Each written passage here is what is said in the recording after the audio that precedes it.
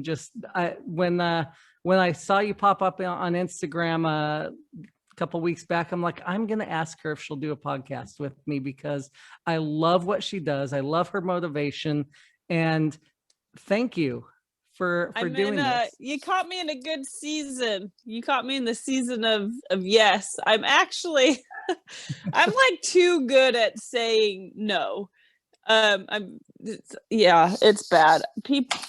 I say no all the time. It's too easy for me. And then from not traveling to speak, I'm just like, I'm gonna start not being lazy. And I'm just gonna do things. So speaking of stories, we'll kick this off. And again, thank you so much. For those that don't know, I'm just going to go into it. For those that don't know, I'm speaking with Al Carraway, motivational speaker and amazing person. She's been doing this for over 10 years, known as the Tattooed Mormon. And so, Al, could you tell me how you got your start? Well, that's a great question. It all started with writing, actually. I started a blog. Now, this was before blogs were even a thing. No one knew what a blog was yet. So I started that and I started writing. And that I just did it for myself mostly. And the next thing I know, these posts were getting shared by people. I didn't have any friends yet. I just moved across the country. I didn't know anyone. I had no friends. So the fact that anyone was even reading it, like 2 people reading it, blew my mind. And it obviously got bigger than I ever thought it would. But it all started with writing, which then kind of snowballed into local speaking, which then eventually snowballed into worldwide speaking, which obviously turned into writing books. And it's just so funny because none of those things that I'm doing now, all of them being what makes me feel like me, I never sought after intentionally, originally. Oh yeah, I totally get that. My plan for when I get out of the military in 2 years is not the plan I had 2 years ago. But the Lord has kind of directed me on a completely different path, which is towards the motivational speaking, leadership development, etc. Hence the podcast and everything. I'm just taking the steps that he's been leading me towards. Yeah, it's those reoccurring thoughts you just got to take a chance on. And then you're like, oh, wow, this is like, I feel like my best version of me. Like, this is just what I'm supposed to be doing. And I love it. Who would have thought? Absolutely. And so that's why my ToddTalks, it's called ToddTalks, Design Your Best Life. And it's to help people to design the life that they want, to fulfill their potential. Well, there you go. Here, example number 1 to do so. Step 1, listen to your reoccurring thoughts. And to me, the more illogical they may seem, the more they don't make sense. To me, it's a better witness, like I should follow them, as if there's like an unseen force. It's like my soul is like pulling me in this direction because it knows something I don't. So to me, those reoccurring thoughts, especially the ones that don't really make sense at first, those ones are the ones that ended up having, the best fruit, like where life really blossomed for me. Would you call that your secret sauce? My secret sauce? Yeah. My reoccurring thoughts is my secret sauce for sure. Okay. Also though, no, passion. Go ahead. Because if it's coupled with passion will override any lack of skill that you may think you don't have, or really just lack of anything to get started. Oh, I don't have enough resources. Passion will override lack of skill or resources for sure. Oh, if you're passionate about it, you'll figure it out. If that's what you makes you feel filled. There's too many hurdles that I face even every day. Today was a day where I felt defeated and deflated 100%, 90% of my day. I felt that way. Aw, And, that's too bad. they're going to happen, but it's that passion that makes me not give up and to see those days through. Well, that's awesome. And I totally agree. Passion is, you hear it from all the gurus. Everybody says, find your passion. So I love that. What would you say has been your greatest accomplishment? Depends. I feel like I can't categorize them to separate categories, like personal self versus like family, because they're so intertwined. I mean, they're both completely me.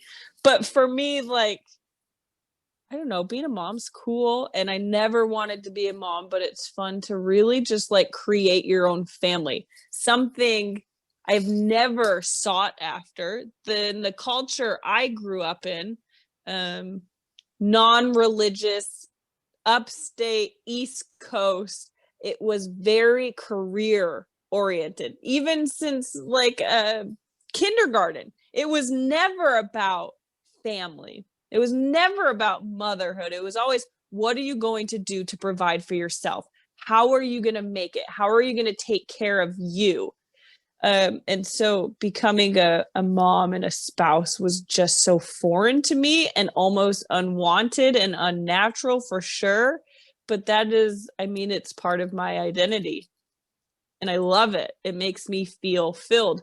But also on the flip side of that, if you can separate them, I'm incredibly independent, incredibly driven, and I have a lot of personal goals that if I don't do, I do feel lacking. And so I 100% take care of myself just as much, if not more, than that family life.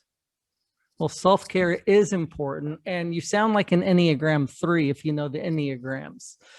Yeah, I'm trying to think. I had 2 and I was almost the same on both. And I want to say it was a 3 and an 8. Okay. But You now I don't sound more remember like what a any of them 3. mean. The 3 is basically it's the achiever, that you have a desire to constantly be achieving and looking to better yourself. And if you're a 3 wing 4, you're looking to help others better themselves, etc.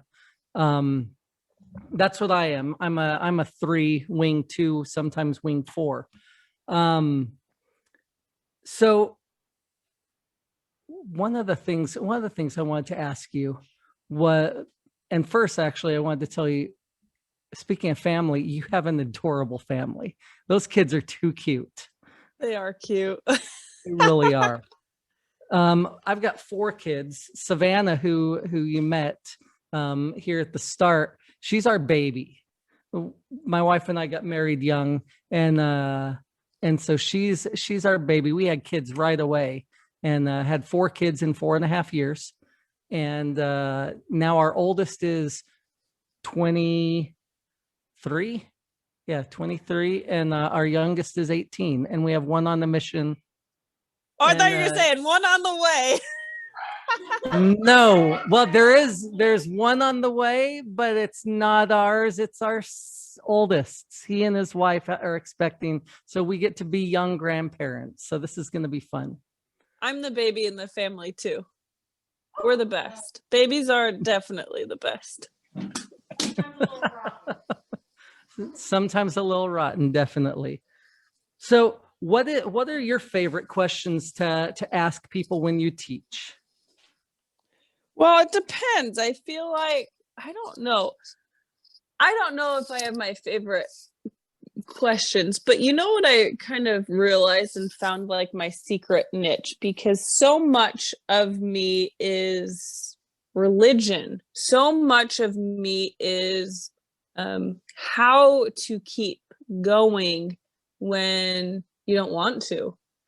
But then there's also, so I really love, I don't know, it's kind of like a talent of mine. I just really love strangers. I love strangers. I kind of liked dating too much because I knew I didn't like you. I knew I wouldn't go on another date with you, but I loved going on first dates because I just loved learning about people. And I've kind of just fallen into I love talking with people about how to keep going in those hard times, but I'm also really loving exploring the concept of how people feel about themselves. That sounds so interesting. Does that sound so weird? No, it's not weird at all. Because I totally get it, because I'm very similar in that I'm an extrovert. I love meeting new people and getting to know them and finding out what makes them tick. So I totally get it. Yep, that's me. And actually, I don't even know if it's because I public speak so much that this kind of changed me, but I'm like the most introverted extrovert to ever exist. And maybe it is because I'm just always out around people, but if I don't want to go, and I don't like I don't have a lot of friends, but it's because I'd rather be home than anywhere else. But like grocery store, elevator, like I will talk to you. And Nothing wrong with that. I love strangers. Like I'm going to talk to you and we're going to feel like we're best friends because I love strangers so much. That's I awesome. don't know. I've been thinking My wife and daughter are making their way over because they both have comments. I'll tell you this story real quick about me. So I'm the exact same way. I am such an introvert, but when I get in a small group, when I get with buddies, which I don't have many either. My family is my friends. But so I always told people that I don't like people. I just don't like people. And it was fine until I had somebody from church telling other people that Tiffany doesn't like people, so she doesn't want to be your friend. I'm like, wait a minute, that's not. So I've actually had to stop saying that. It's still hard because I really don't like people, but I like my people. I like my kind of people. I'm like the laziest outgoing person to ever exist. I love people, but get me out of the house to do something outside of my husband, like I don't know. Yeah. I get it. Totally get it. So you talked about how a large part of yourself is tied to religion. What role does God play in your life and in leadership? Oh, everything. 100%. Every single bit of everything, every thought and step. And I think it's because I had gone so long without doing that when I discovered this new avenue and I really struggled with God, that I have built up this relationship that I don't dare live without ever again.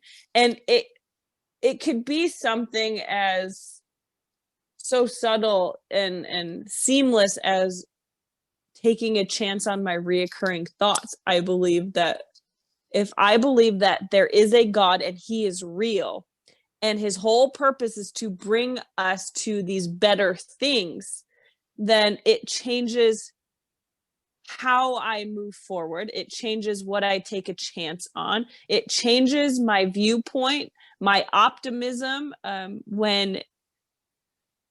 me, the hardest thing I could ever go through is passing time. As an optimist, which I am, it doesn't mean that you're happy all the time, but it means that you are actively looking at things in a different perspective. So if you see something and at first you're like, this sucks, I hate it, I don't like it, I am struggling, which I do all the time, I am very quick to be like, wait, God is real. He is there for me. So there has to be another way to view this. So that means my way of handling any situation is changed and altered because of my belief. I struggle a lot. I am this magnet to things falling apart in any capacity. And yet it's okay because I have navigated a way to, usually quickly too, to pull myself out of this negative and harmful thinking, to be productive, to be constantly moving forward, and to feel good about it. Even, I mean, to be happy even in an unwanted situation, I feel like is kind of it become a talent of mine. It's kind of like what I'm known for even. Well, you know, the Lord gives his greatest struggles to his strongest people. And people that pray for, Lord, take away my cares and my struggles and my problems, they're asking to not grow, because we only grow through struggle. And so I think you have seen, and you have definitely grown throughout your life by having all these struggles. Like you said, you're a magnet for struggle. That's just the Lord saying that he believes in you so much that he's helping you to grow beyond your capacity that you thought that you had. And you know, it only takes one time. If you just one time, just seeing your hard season through, allowing yourself to see the fruits that could come from it. Doing that just even one time, just seeing your hard season through, or allowing God to show you how great he is by embracing the unexpected, it will make it easier to do it in the future, and to do it again, and to do it again. And for me, by consistently trying to embrace the unexpected, allow myself to be shown the better things, even if on my way to them, it's on a path longer than anticipated, or on a path that is unwanted. Even if, I forgot what I was, forgot what I was saying. What I'm trying to say is just allowing that to bring you somewhere, seeing it through. I saw that my favorite things that I've ever received have come from every single time I was screaming at God, wondering where he was. It was every single time I was wondering where he was that has brought me to those best things, my favorite things. And it would shatter me to imagine my life any different. And so, yeah, when things are really hard, I do have to take a step back and remind myself, wait, my favorite things have come from these exact moments where I have found myself on the floor screaming at the heavens. And so that helps me to move forward, and to do so, you know, not happily, but easier, better. That's cool. That Heavenly Father is just so, he knows each of us so well, and knows what we need if we're willing to listen. And I mean, our life changes dramatically for the better if we're just willing to listen and act on those promptings that he gives us. I just have to keep reminding myself, and it sounds so stupid when you verbally say it, but how easy it is to get it lost in your brain in the moment, where when you think of God, the most all-powerful, all-knowing being to ever exist, I have to step back and say, I think he knows something I don't. That's usually the case. Yeah, and then like I said, when you say it out loud, you're like, you know what? I think I can take one more step forward, and one more step. You know what I mean? And I just remember this one really hard time just recently. We were houseless for over a month. Now, this is weeks and weeks and weeks are passing, and we moved across the country, and closing on our house did not happen when they say it would. And so all 5 of us and a big giant dog that's 150 pounds, we are in this teeny tiny hotel room. And like I said, it was like okay and doable the first few days.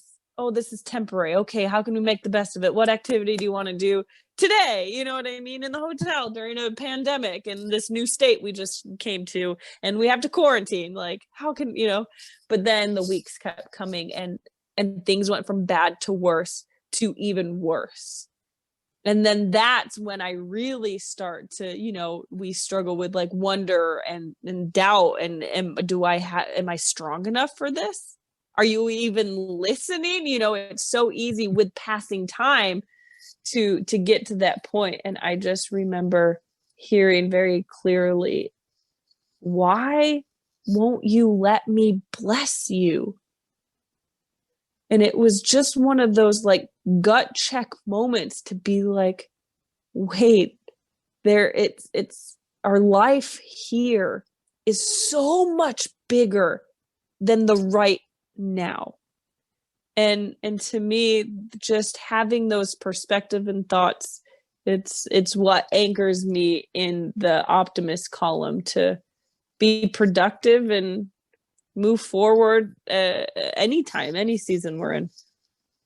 I love that. Why won't you let me bless you? That's a great answer to prayer. Yeah. I don't know, because I'm hopeless. Geez.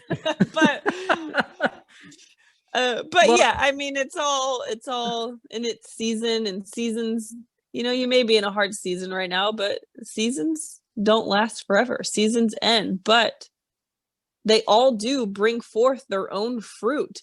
Are we seeing them? Because they're there. If you're not, well, change your perspective and you will. They're there. Are we noticing them? What can we change to notice them? it's a great lesson to learn and share.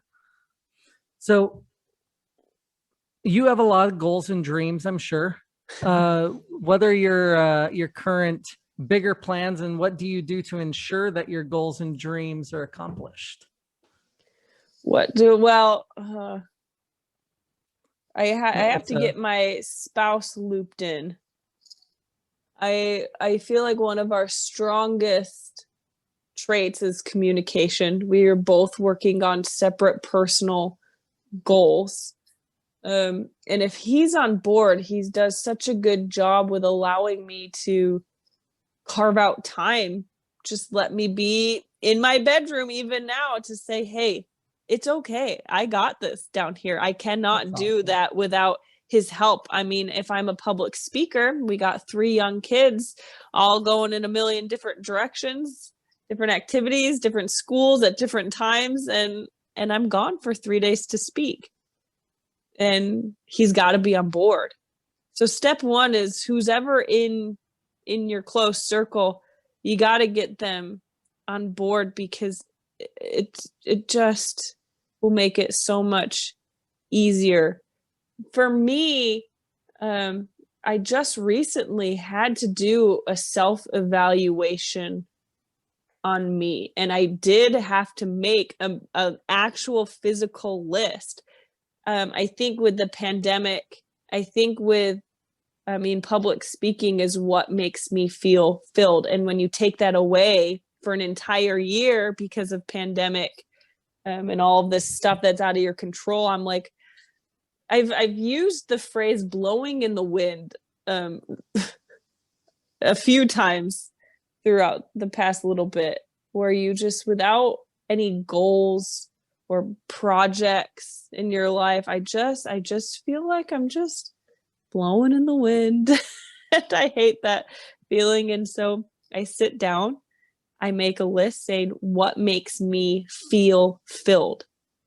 I love writing. I need that. I love being active. I need that. Outdoors. I need that. Speaking, helping people mostly. It's all umbrellaed under helping people. So if I feel a little off or lacking, I look at my mental list of things that kind of fill my bucket and enlarge my soul and say, how can I fit this better? I really sit down and do frequently a self-evaluation.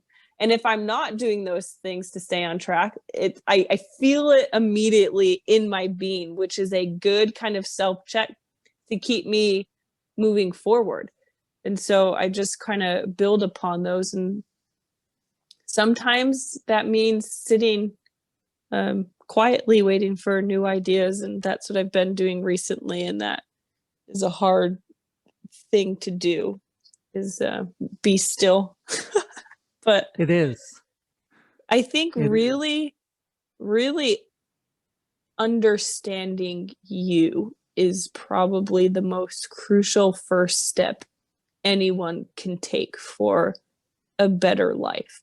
And I say that not even just with personal pursuits, but I've just really realized, going back to kind of half answering one of your questions earlier, like what questions I like asking people, but what I'm discovering from things, I was asked a question earlier, like last week, saying, what do you wish everyone could do before finishing high school? And my answer was learning to love yourself. And that was my answer. I wish everyone could learn to love themselves before they made it out of high school. And I have never received so many messages ever than I did in response to that one Instagram slide. And I'm getting people who are teenagers, sure, but I'm getting people in their 60s even saying, I've never learned how to do that. And I learned when I moved from New York to Utah, a place where I did not physically fit in any way, and it showed, and I was treated that way. And at age 21, for the first time in my entire existence, I felt uncomfortable with myself. And when you feel uncomfortable with yourself, it affects everything. It affects how you react to situations. It affects your brain space. It affects your productivity level. It's all encompassing. And I finally got to a point where I'm like, this isn't me. I'm not happy. I don't like this. Why am I allowing this? And so I went back to my roots of, okay, how do I deal with this? I've never dealt with being uncomfortable with myself before. It took a lot of like intentional investing in you, and it took longer looks in the mirror, and it took, writing down lists. What do I like? Getting back to that. And once you figure out who you are, everything else becomes noise.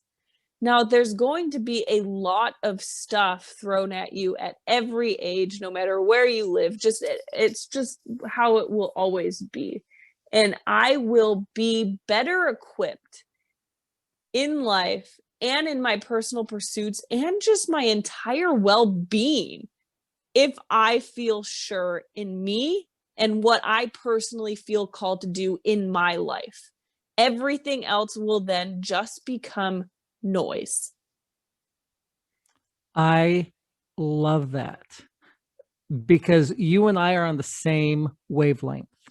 I've been telling people for years that in order to do anything, they need to learn to love themselves first.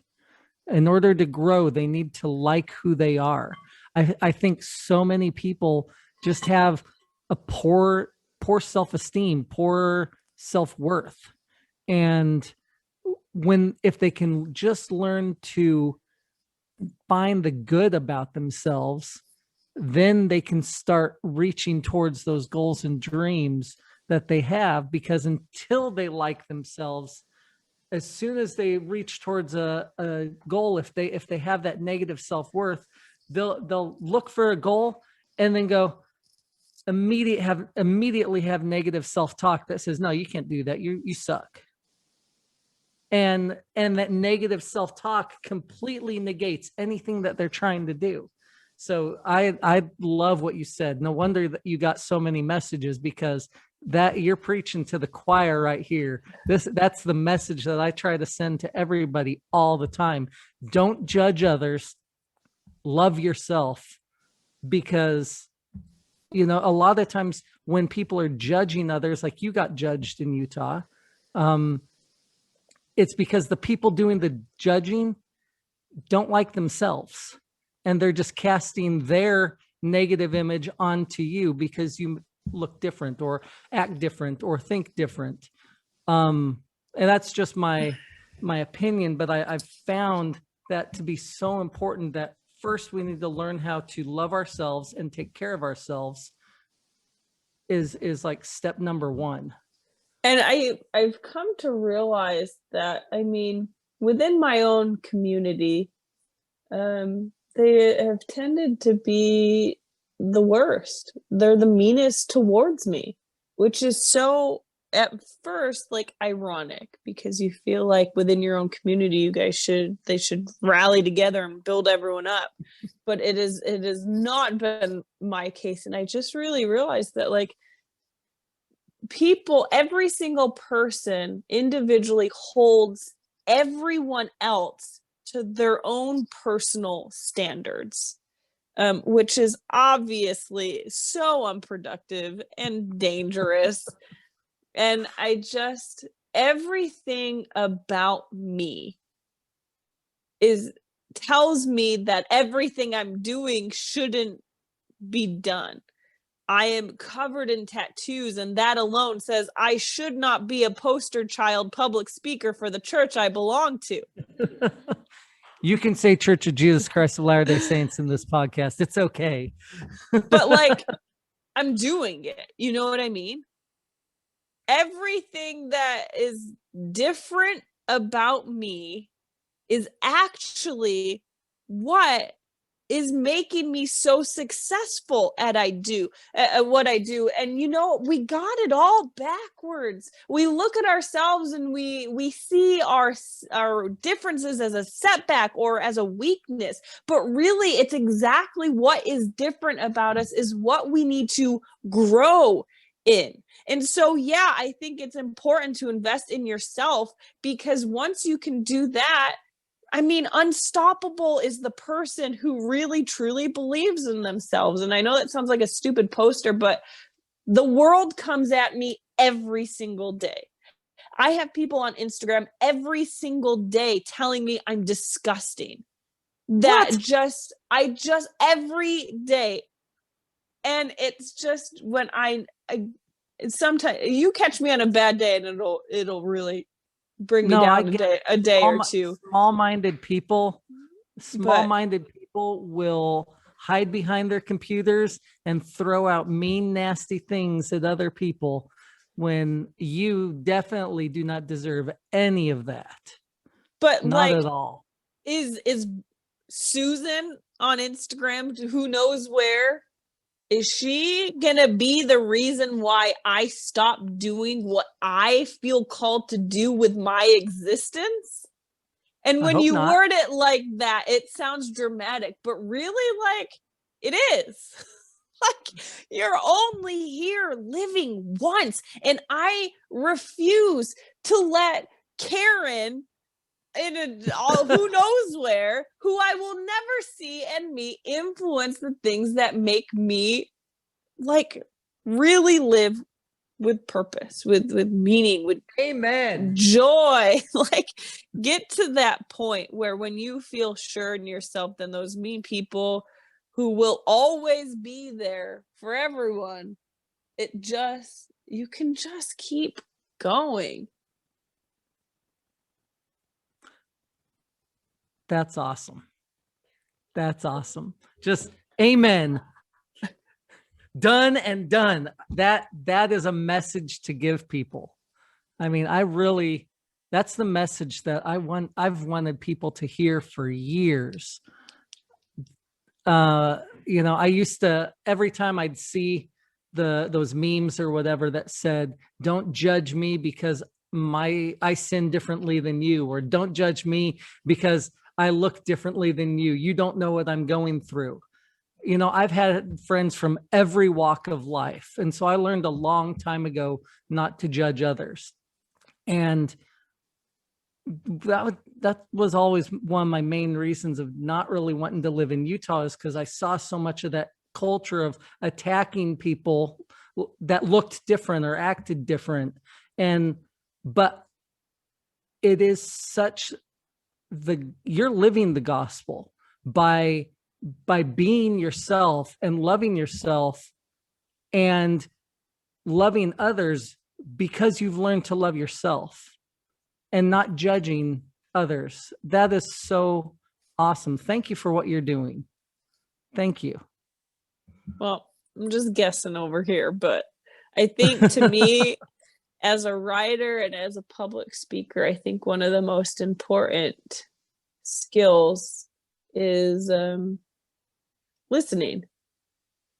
Anything that I've ever wrote about or speak about, it's because I am noticing what people are saying on Facebook and Instagram, what they're complaining about, what they're struggling with. And I always pick up on themes. So not everyone will go through the same situation, but everyone has felt the same. Everyone has felt judged, or that they didn't belong, or mad at God, or they, don't, X, Y, and Z. And so for me, when it comes back to teaching or leadership, or what we talked about earlier, it really is focusing on listening. Because if you can write or speak or teach around what people are feeling, that is how you organically rally in and build this community of just helping each other home.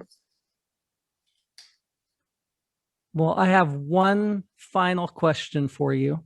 And it really is an essential question, I think, because of the pandemic, that where everyone's been on lockdown, stuck at home. There have been a lot more mental issues and depression and things going on. How do you develop, and how do you recommend developing resilience?